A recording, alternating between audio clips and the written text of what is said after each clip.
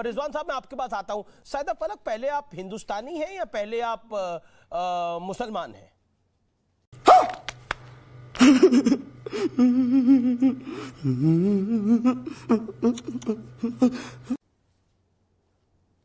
मैं भारतीय मुसलमान हूँ। मैं शान और फख्र से कहती हूँ कि मैं एक भारतीय मुसलमान हूँ। मेरा सवाल है, पहले आप भारतीय हैं या पहले आप मुसलमान? मैं सवाल पूछ रहा हूँ मैडम, मेरा सवाल ये है, आपका जो मन हो, आप आजादी है इस देश के अंदर, आपका जो मन हो वही बोलिएगा।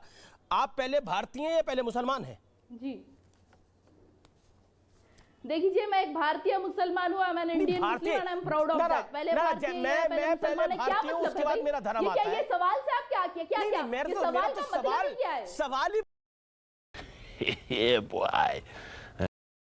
बड़ा महत्वपूर्ण है। उसी के बाद आगे की कहानी शुरू होगी। सायदा जी, सायदा जी, आप मतलब पहले आप मुसलमान है, भारतीय बाद में आप कर रहे हैं।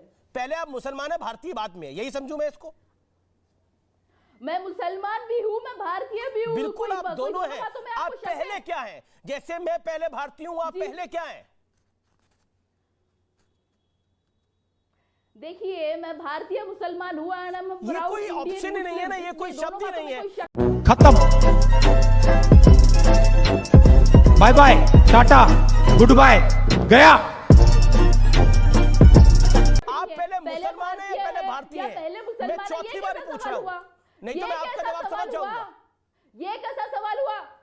मुझे फख्र महसूस होता है कि मैं एक मुसलमान हूँ और मुझे बहुत फख्र महसूस होता है कि मैं एक हिंदुस्तानी हूँ। आप पहले क्या है, हिंदुस्तानी या पहले मुसलमान? ये क्या बात, पहले क्या है? देखिए, मैं मुसलमान पैदा हुई थी और मैं हिंदुस्तान में पैदा हुई थी। पहले मुसलमान पैदा हुई थी और हिंदुस्तान में पैदा हुई थी। समझ गए यानी आप मुसलमान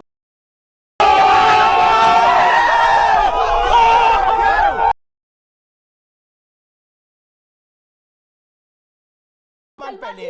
अब आप मुझे बताइए, हिंदुस्तानी मुसलमान जी, एक मैडम बात, सवाल सुनिए। अब आप मेरे एक जवाब दीजिए। क्या आपको लगता है ये जो मकबूल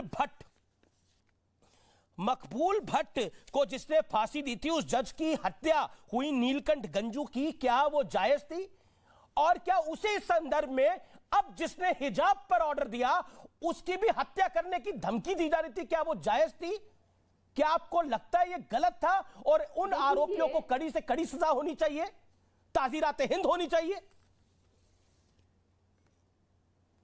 देखिए, जो जजेस ने हिजाब का फैसला लिया उनको धमकियां आई, ठीक है। जिन लोगों ने उन जजेस को धमकियां दी उनको अरेस्ट भी तो किया गया, उनको अरेस्ट किया गया और उन जजेस को वाई कैटेगरी की सिक्योरिटी देने का ऐलान किया गया और उनको सिक्योरिटी मिल भी जाएगी।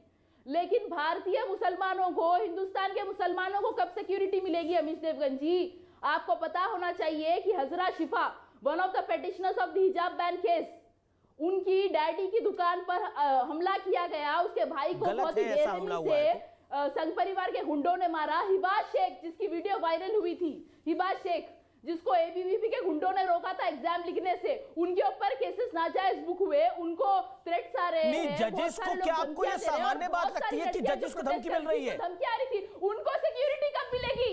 जो पेटिशनर्स को धमकी आ रही है, जो पेटिशनर्स के भाई पर अटैक हुआ है, उनकी दुकानों पर, होटल पर रिजवान अहमद को स्क्रीन पे लाइए। सिक्योरिटी कब मिलेगी? जी, रिजवान अहमद। रोज हिंदुस्तान के मुसलमानों को धमकियां दी जाती है, रिजवान अहमद, सिक्योरिटी कब मिलेगी? रिजवान अहमद, यहां तो सब अपनी सिक्योरिटी की बात कर रहे हैं, जज की सिक्योरिटी की तो कोई बात ही नहीं है। उनको तो वाइफ कैटेगरी की सिक्योरिटी मिल भी जाएगी, धमकी आ गई तो क्या बड़ी बात है? लोकतंत्र थोड़ी परेशान होगा। संविधान की किताब लेके चल रहे हैं कई लोग, कई महानुभाव। मैडम, अब अपनी टर्न पे बोला। रुको जरा, सबर करो, बोला धक्का बुक्की नहीं करने का, आराम से लेने का। हाँ, अब आपने अपनी टर्न पे बोला, आपने मुसलमान को पहले रखा, भारतीयों को बाद में रखा, देश ने भी सुना। रिजवान अहमद, जय हिंद, वंदे मातरम, अस्सलाम वालेकुम। अमीश भाई, देखिए, दो टुक बात सुनिए अमीश भाई।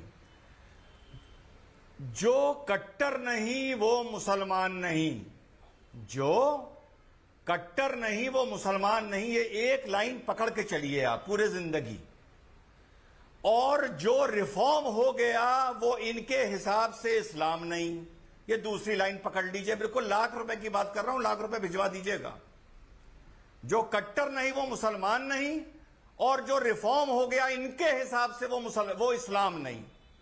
दूसरी बात, जब भी आप किसी मान्यता, किसी सोच को में बदलाव करना चाहते हैं या उसको रिफॉर्म करना चाहते हैं, तो हर धर्म, हर मजहब में उसका विरोध करने वाले लोग होते हैं। अमीश भाई, हम मुसलमानों में और बाकियों में क्या फर्क है? पहला, नहीं, आप भी ऐसे धमकी को कट्टरवादी जाहिर से फैला रहे हैं, लोग जो रिजवान अहमद। अपनी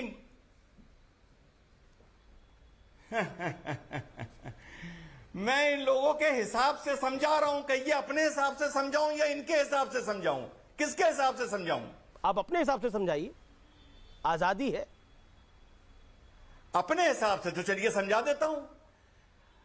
जो कट्टरवाद है वो हम लोगों का बाकियों से इस तरह अलग है अमीश भाई, कि हमारे यहां एक तो कट्टरवादियों की गिनती ज्यादा है, दूसरा हमारे कट्टरवादियों को हमारे बुद्धिजीवी प्रोटेक्शन देते हैं, कवर फायर देते हैं। अभी 1 साल पहले पाकिस्तान के जज का, करेक्ट 1 साल पहले एंटी टेरर सेल का जज था, उसकी फैमिली को गोली मार के हत्या कर दी 1 साल पहले। और जो भी इस कट्टरवाद के खिलाफ बोलेगा उसको ये इस्लाम का दुश्मन समझेंगे, उसको ये मुनाफिक कहेंगे, उसको ये कादियानी कहेंगे। और जो मुसलमान इनके खिलाफ बोलेगा उससे ये ज्यादा नफरत करेंगे बनिस्बत किसी भाजपा के या किसी यहूदी के या किसी ईसाई या हिंदू के। तो ये जो कट्टरवाद है ये पूरी दुनिया में एक सा है। जी, डिपेंड करता है कि छूट कितनी मिली हुई है। अमीश भाई बात खत्म करने दीजिए, बात जी, खत्म जी, करने जी, जी, दीजिए। तस्लीम रहमानी फिर। डिपेंड करता है कि छूट कितनी मिली हुई है। पाकिस्तान, अफगानिस्तान में 100% छूट मिली हुई है, वहां ये आदमी को छुट्टे ही गोली मार देते हैं। पाकिस्तान में 50% मिली हुई है, वहां थोड़ा सोच समझ के मार देते हैं। बांग्लादेश में 20% मिली हुई है, हिंदुस्तान में 10% मिली हुई है, तो ये अपने दांत किटकिटा के रह जाते हैं। जिस दिन हिंदुस्तान में आपने इनको 50% छूट दे दी, ये कर्नाटका के जज को दौड़ा दौड़ा के बंगलौर की सड़कों पे मार देंगे, बता रहा हूं मैं। नहीं, ये तो आप बड़ी हार्ड हिटिंग बात बोल रहे हैं। तस्लीम रहमानी का इस पर साइदा फलक भी रिएक्ट करना चाहती हैं। रहमानी साहब को भी मैं मौका देना चाहता हूं, शोएब जमाई भी बोलना चाहते हैं। तस्लीम रहमानी, क्या जवाब है इस बात का? क्या आपको लगता है ये गलत हुआ है जो तमिलनाडु में हुआ है, और इसका विरोध आप जैसे इंटेलेक्चुअल्स को करना चाहिए और कहना चाहिए ये वहाबी सोच, ये कट्टर सोच बंद होनी चाहिए?